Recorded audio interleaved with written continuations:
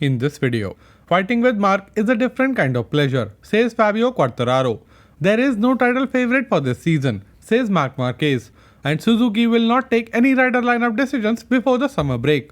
My name is Sankalp and this is your Racing News Fix. Fabio QUARTARARO has a complex season ahead of himself. Yamaha have not developed the M1 in the direction that Fabio was hoping for, and the reigning world champion has his title to defend. Moreover, there are a lot of external factors which have changed as well, and QUARTARARO is well aware of all of them. He knows that it will be very difficult to fight with 8 Ducatis on the grid, especially with Pecco Bagnaia, Jorge Martin and maybe even Enea Bastianini. He also acknowledges that seeing Marc MARQUEZ in close to full fitness and involved in the title fight from the very beginning is also going to be a big challenge. Also, Suzuki have more horsepower now, meaning Joan and Aleix Rins will also be very real threats. In short, QUARTARARO expects a busy 2022 but says that he doesn't have to prove anything to anyone. Fabio QUARTARARO said, "I will start this year as if I have never won the title and I want to win it. I don't have to prove anything to anyone.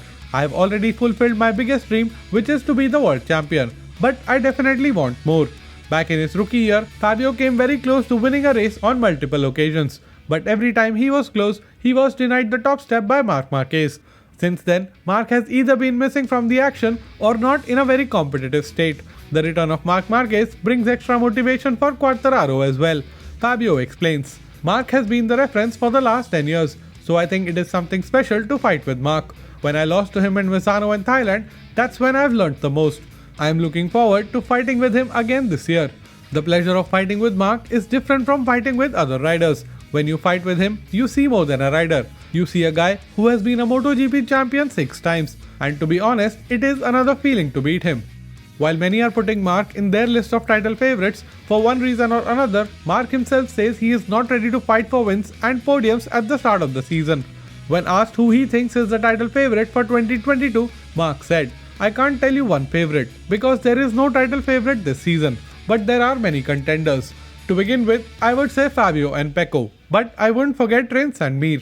My teammate Paul, who finished the last year very well, and in the end is in HRC and has to fight for the title.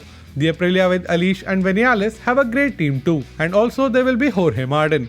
I remember last year, after the first 2 races, Zarco was the Mir of 2020, leading the championship without winning, but then it was diluted for X reasons. So this time with an even longer season, it can go around a lot." When asked about his relationship with his rivals over time, Marc continued, "When there's a healthy rivalry on track, we do not forgive ourselves any mistakes, and this is how it should be. That's what makes the sport great.